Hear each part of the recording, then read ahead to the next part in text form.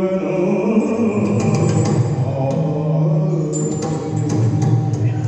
ಆಪದ್ಗದಂಚನ ಜಹಾತಿ ದದಾತಿ ಕಾಲೇ ಸನ್ಮಿತ್ರ ಲಕ್ಷಣಮಿದಂ ವದಂತಿ ಸಂತಿ. ಈ ಆರ್ಷವಾಕ್ಯಕ್ಕೆ ಮಸಿಬಳಿದವ ದುಷ್ಟ ಧ್ರುಪದ ಕಾಲದ ವಶದಿಂದ ದಾರಿದ್ರ್ಯವನ್ನೇ ಹೊತ್ತುಕೊಂಡಿದ್ದ ನನ್ನ ಕುಟುಂಬವನ್ನು ಹೇಗಾದರೂ ರಕ್ಷಿಸಬೇಕೆಂದಾಗ ನೆನಪಾದದ್ದು ಮಿತ್ರ ಧ್ರುಪದ. ಹಿಂದೆ ಗುರುಕುಲದಲ್ಲಿ ಪರಮ ಮಿತ್ರತ್ವ ಏರ್ಪಟ್ಟಿತ್ತು ನಮ್ಮಿಬ್ಬರು. ಆಗ ಸ್ವತಃ ಧ್ರುಪದನೇ ಆಡಿದ ಮಾತು, ಮಿತ್ರ ದ್ರೋಣ, ಮುಂದೆ ನಮ್ಮೀಬ್ಬರ ಸ್ನೇಹಕ್ಕೆ ನನ್ನೀ ಅರ್ಧ ರಾಜ್ಯವನ್ನೇ ಕೊಡುತ್ತೇನೆ. ಆದರೆ ಕೇರಿಯ ಮಕ್ಕಳೆಲ್ಲ ಹಾಲನ್ನು ಕುಡಿಯುವಾಗ ಹಿಟ್ಟಿನಲ್ಲಿ ನೀರನ್ನು ಬೆರೆಸಿ ಮಗು ಅಶ್ವತ್ಥಾಮ ಇದು ಹಾಲನ್ನು ಕುಡಿಸುವಷ್ಟು ದಾರಿದ್ರ್ಯ ಬಂದದು.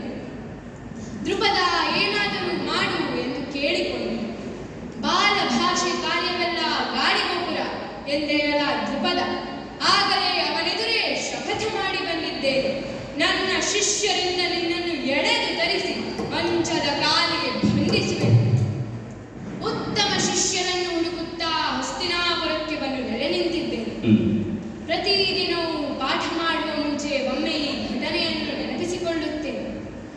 ಇದೋ ಮಕ್ಕಳು ಬಂದು ಸೇರಿದ್ದಾರೆ. ಮಗು ಯುಧಿಷ್ಠಿರ, ದುರ್ಯೋಧನ, ಭೀಮಾರ್ಜುನಾದಿಗಳೇ. ಷಡ್ದೋಷಾಃ ಪುರುಷೇಣೇಹ ಮಾತವ್ಯ ಭೂತಿಮಿಚ್ಛತ ನಿದ್ರಾ ತಂದ್ರ ಭಯಂ ಕ್ರೋಧಃ ಆಲಸ್ಯಂ ದೀರ್ಘಸುಖಿ. ಯಾರೀ ಬಾಲಕ ಮುಖ ಕಾಂತಿಯಿಂದ ಕಂಗೊಳಿಸುತ್ತಾ ಈ ಕಡೆ ಬರುತ್ತಿದ್ದಾನೆ? ವಿಚಾರಿಸು. ಮಗು, ಯಾರು ನೀನು? ಏನನ್ನ ಅರಸುತ್ತಿರು? ಮಹಿಮರೇ. ಮಗು, ಮೈದು ಹಿರಣ್ಯಧನ ಪುತ್ರ ಏಕಲವ್ಯನು ವಿದ್ಯಾರ್ಥಿಯು ಎಂದು ಮನದಿ ಬಕ್ಕಿದು ತೋಳನು ಬೇಡ ಬೇಡ ಹೋಗನಲನೆ ಕಲವ್ಯ.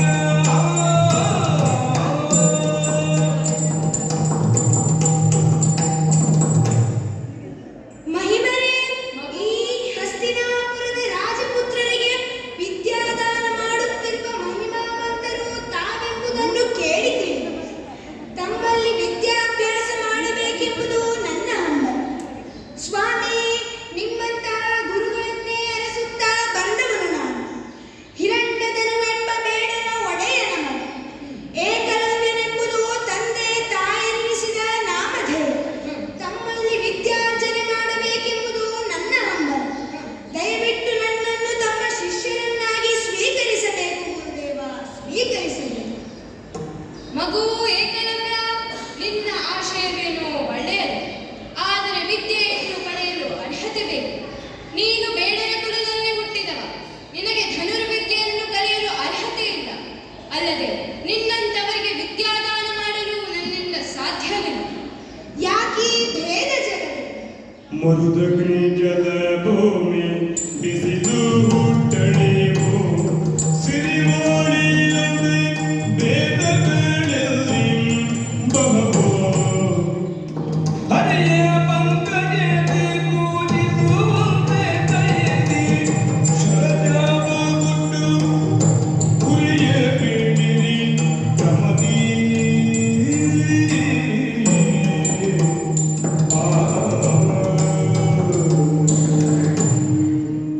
ಯಾಕೀ ಭೇದ ಜಗದಲ್ಲಿ? ಈ ರಾಜಕುಮಾರನ ದೇಹದಲ್ಲಿ ಹರಿಯುವುದು ರಕ್ತವೇ, ನನ್ನಲ್ಲಿಯೂ ಸಹ. ನಾವೆಲ್ಲರೂ ಉಸಿರಾಡುವ ಗಾಳಿಯೂ ಒಂದು, ವಾಸಿಸುವ ಭೂಮಿಯೂ ಒಂದು. ನಮ್ಮೆಲ್ಲರನ್ನು ಬೆಳಗುವ ಸೂರ್ಯನೂ ಒಬ್ಬನೇ ಆಗಿದ್ದಾನೆ. ಆದರೂ ಯಾಕೀ ಭೇದ ಜಗದಲ್ಲಿ? ಕಲಿಯುವವನಿಗೆ ಇರಬೇಕಾದದ್ದು ವಿದ್ಯೆಯಲ್ಲಿ ಶ್ರದ್ಧೆ ಮತ್ತು ಆಸಕ್ತಿಯಲ್ಲವೇ? ಕೇವಲ ಉತ್ತಮ ಜಾತಿಯಲ್ಲಿ ಹುಟ್ಟಿದನೆಂಬುದೇ ಅರ್ಹತೆಯೋ? ಕೆಸರಿನಲ್ಲಿ ಹುಟ್ಟಿದ ಕಮಲವೊಂದು ಮುಂದೆ ಹರಿಯ ಪೂಜೆಗೆ ಒಪ್ಪುವುದಲ್ಲವೇ? ಯಾಕೀ ಭೇದ ಜಗದಲ್ಲಿ? ಧನುರ್ವಿದ್ಯೆಯನ್ನು ಕಲಿಯಬೇಕೆಂಬುದು ನನ್ನ ಹಂಬಲ. ದಯವಿಟ್ಟು ಇಲ್ಲ ಎನ್ನದೆ ಶರ ಚಾಪಗಳ ಗುಟ್ಟನ್ನು ನುಡಿದೇವ, ಗುಟ್ಟನ್ನು. ಮಗು ಏಕಲವ್ಯ, ಮರುದಗ್ನಿ ಜಲ ಭೂಮಿ ಬಿಸಿಲು ಹುಟ್ಟಣಿವು ಒಂದೇ ಆದರೂ ಎಲ್ಲರೂ ಅವರವರ ಪೂರ್ವ ಜನ್ಮಾರ್ಜಿತದಿಂದ ಈ ಭೂಮಿಯಲ್ಲಿ ಬೇರೆ ಬೇರೆ ಗುಣದಲ್ಲಿ ಹುಟ್ಟುತ್ತಾರೆ.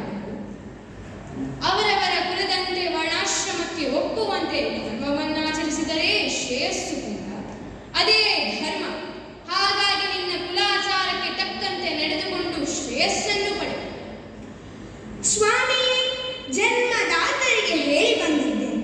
ವಿದ್ಯೆಯನ್ನು ಪಡೆದು ಸಾಧಿಸದೆ ಹಿಂದಿರುಗುವನು ಇದೋ ವಂದಿಸಿಕೊಳ್ಳುತ್ತಿದ್ದೇನೆ.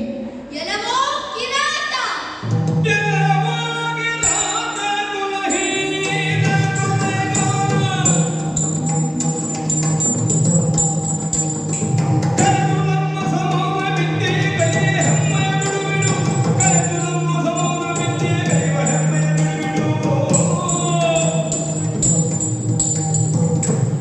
ಎಲವೋ ಕಿರಾತ, ಕುಲಹೀನ, ಕೊಲೆಗಾರ, ಗುರು ದ್ರೋಣರು ಪರಿಪರಿಯಾಗಿ ತಿಳಿ ಹೇಳಿದರೂ ಕೇಳದೆ ನಮ್ಮ ಸಮಾನವಾಗಿ ಕುಳಿತು ವಿದ್ಯೆಯನ್ನು ಕಲಿಯಬೇಕೆಂಬ ಛಲವನ್ನು ಬಿಡು.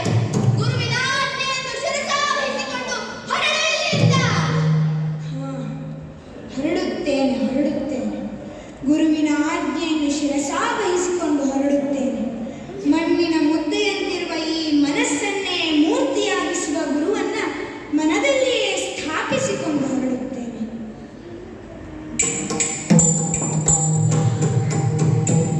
ಒಳಗಿದ್ದ ದ್ರೋಣದ ಭಕ್ಷಿ ಪರೀಕ್ಷೆಯಲ್ಲಿ ಆಹಾರವಾಗಿ ಪಾರ್ಥನು ಶಿಷ್ಯರಲ್ಲಿ ಶ್ರೇಷ್ಠನ ಪ್ರತಿಮನೆಂದು ಕಳುಹಿದ. ಎಲ್ಲರ ಬೇಟೆಗಣಿಯಾದರು.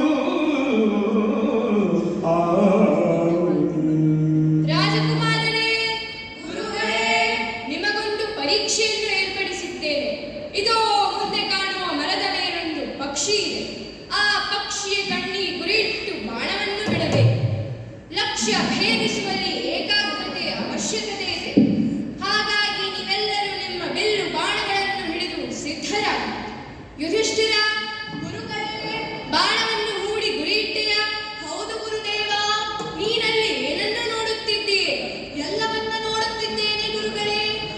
ವೃಕ್ಷದ ರೆಂಬೆ ಕೊಂಬೆಗಳು, ಸುತ್ತಲಿನ ಪರಿಸರ ಎಲ್ಲವೂ ಸುಂದರವಾಗಿ ತೋರುತ್ತಿದೆ ಗುರುಗಳೇ.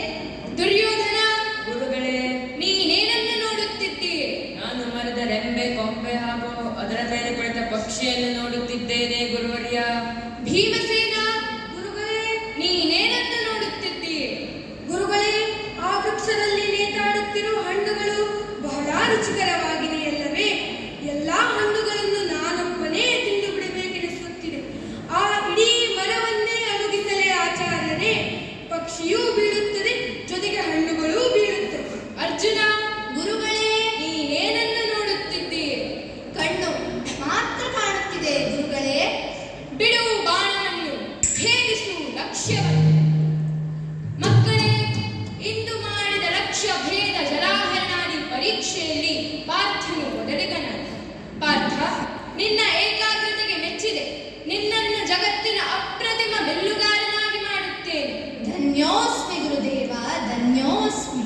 ರಾಜಕುಮಾರರೇ, ಗುರುಗಳೇ, ಕಾಡು ಮೃಗಗಳ ಕಾಟ ಹೆಚ್ಚಾಗಿದೆ ಎಂದು ದೂರು ಬಂದಿದೆ ಎಂದು.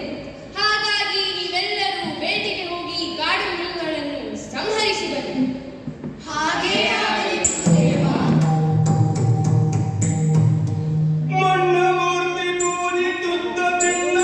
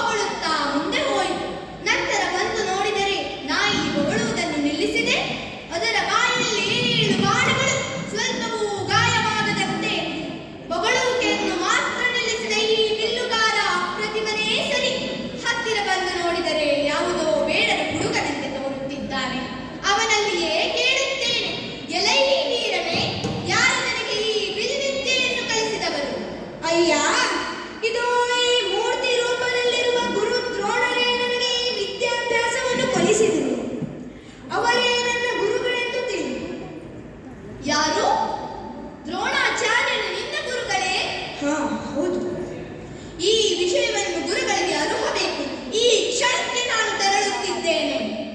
ನೊಂದಮನದ ಅರ್ಜುನನು ದ್ರೋಣವಂದಿತನು ಪ್ರಿಯತೇಶ ಮೊಗದಿರಿ ಕಂದಿರು ಆನಂದ ಬಂದೆನಂದು ಬೇಡವೆಂದರು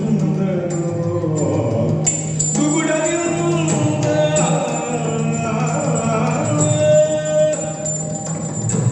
ರಾಜಕುಮಾರರು ಬೇಟೆಗೆ ಹೋದವರು ಕಾಡಿನಿಂದ ಹಿಂದಿರುಗಿ ಬಂದಿದ್ದಾರೆ. ಎಲ್ಲರೂ ಆಯಾಸಗೊಂಡಿದ್ದಾರೆ. ಆದರೆ ಅರ್ಜುನನ ಮುಖವನ್ನು ನೋಡಿದರೆ ನೊಂದವನಂತೆ ಕಾಣುತ್ತಿದ್ದಾನೆ. ಮಗು ಅರ್ಜುನ, ಏನಾಯಿತು? ನಿನ್ನ ಮುಖದ ಸಿರಿಯು ಹಿಂದಿರುವುದಾದರೂ ಏಕೆ? ಇದಕ್ಕೆ ಕಾರಣರು ಯಾರು? ಹೇಳು ಕೂಡ. ಗುರುವರ್ಯ, ಹಿಂದೆ ನೀವೆನಗೆ ಒಂದು ವಚನವನ್ನು ನೀಡಿದ್ದೀರಿ. ಈ ಪ್ರಪಂಚದಲ್ಲಿ ಅಪ್ರತಿಮ ಬಿಲ್ಲುಗಾರನನ್ನಾಗಿ ಮಾಡುತ್ತೇನೆ. ಆದರೆ ಈಗ ಆ ಮಾತು ಹುಸಿಯಾಯಿತು. ಓರ್ವ ಬೇಡರ ಹುಡುಗ ಅರಣ್ಯದಲ್ಲಿ ನಿಮ್ಮ ಮೂರ್ತಿಯನ್ನಿರಿಸಿಕೊಂಡು ಅಪ್ರತಿಮ ಭಟನಾಗಿದ್ದಾನೆ. ಹೊಗಳುತ್ತಿರುವ ನಾಯಿಯನ್ನು ಒಂದು ನಿಂತು ಗಾಯವಾಗದಂತೆ ಹೊಗಳುವಿಕೆಯನ್ನು ಮಾತ್ರ ನಿಲ್ಲಿಸಿದ್ದಾನೆ. ಗುರುವರ್ಯ, ಅರ್ಜುನ, ಯಾರಾತ? ತೋರಿಸು. ನಿನಗೆ ನೀಡಿದ ವಚನವನ್ನು ಯಾವತ್ತೂ ಮುರಿಯಲಾರೆ. ನಡೆ, ಅವನಿರುವಲ್ಲಿಗೆ ಹೋಗೋಣ. ಹಾಗೇ ಆಗಲಿ ಗುರುದೇವ. ಗುರುವೇ ಮೆಚ್ಚಿರು. ಗುರುವೆ ಮೆಚ್ಚಿರುವೆರೆಂಬುದನು ವಿದ್ಯೆ ಕರುಣಿತ ಅರಿತೆ ಮೂರ್ತಿಯನು ನಿರತ ಹಣ್ಯದೆ ಹೂಗಳಿರಿಸಿದೆ ಪ್ರತ್ಯಕ್ಷ ಒದಗಿಸಿದ ಜನಗಳನ್ನು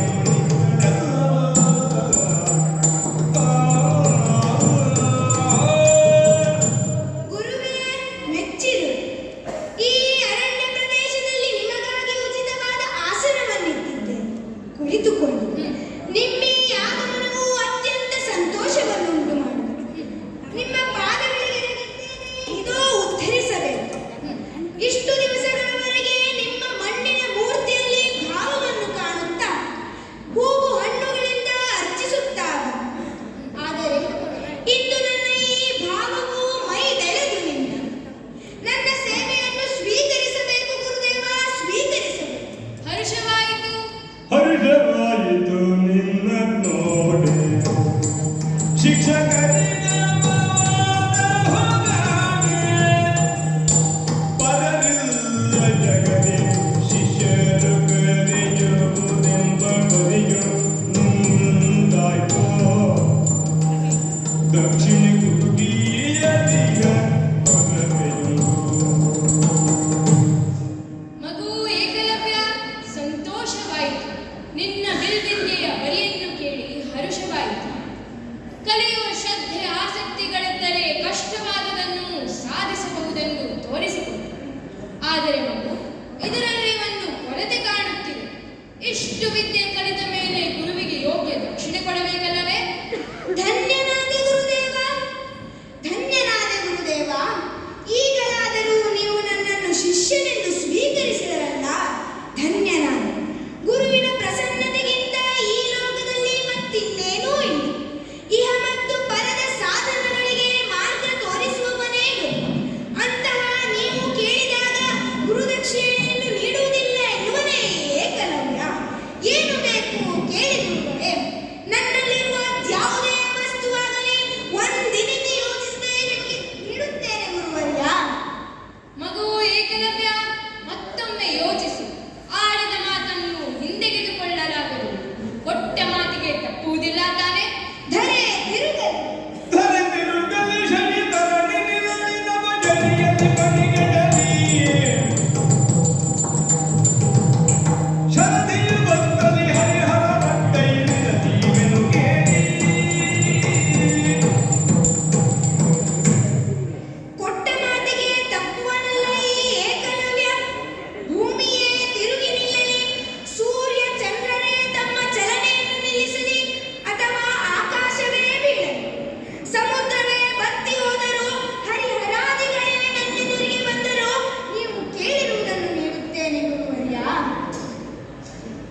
ತರಳ ತರಳ ಬಲದ ಹೆಬ್ಬೆರಳನು ಕತ್ತರಿಸುವುದೆಲ್ಲ ಕರಗೆ ತರಳ ಬಲದ ಹೆಬ್ಬೆರಳನು ಕತ್ತರಿಸುವುದೆಲ್ಲ ಕರಗೆ ಗುರುದಕ್ಷಿಣೆಗಿದ್ದೇನೆ ಬಲಿ ಹುಡುಗುವ ಬರದನದ ಹಿಂಗಾಗೆ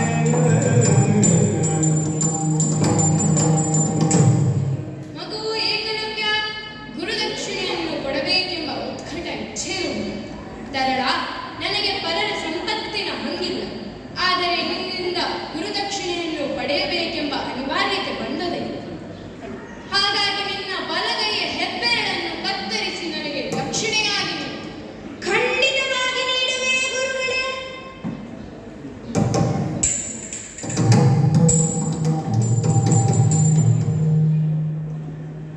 ಸುರಪನ ಮರಾತ್ಯರಿಗೆ ಮೊಮ್ಮಗ ಹುಟ್ಟಿರುವೆ ಕುಂಭದಿ ತೂಟಿಗೆ ಪರಶುರಾಮನು ತಾನಕ ಮಗೆ ಜಗನ್ನ ಕೊಳೆಯುತ ಕೊಟ್ಟನ ಕೃತ ಪರಮ ಮಂತ್ರ ಭಂಗ ಮತ್ತಿ ಶರದ ಪಂಡಿತ ಎಂಬ ಬಿರುದ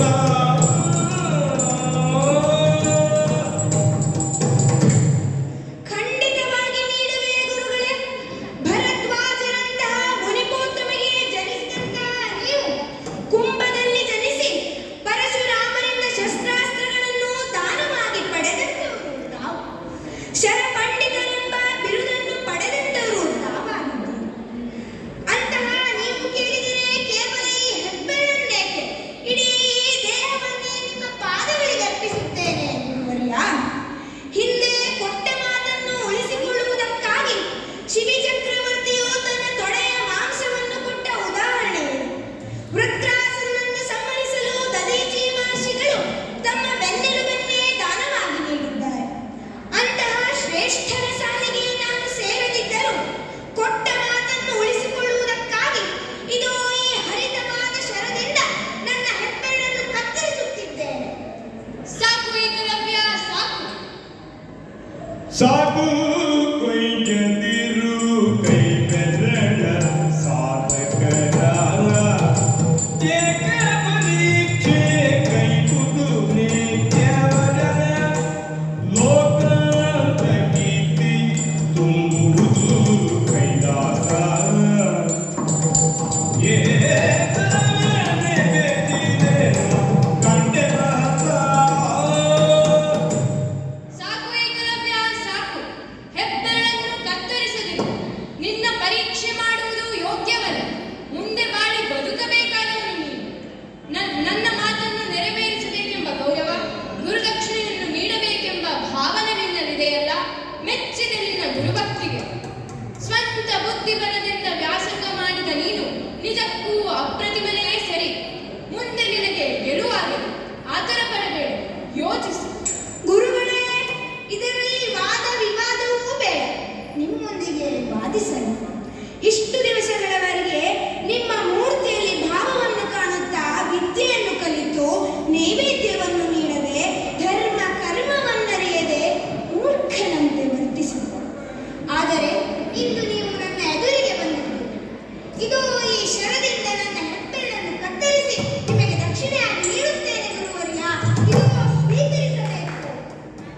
ಆರು ಗುರು ಭಕ್ತಿಗಳಲ್ಲಿ ಮೀರಿಸಲು ಶುಭವಾಗಲೆಂದ ಆಶೀರ್ವದಿಸುತ್ತ ಸಂತ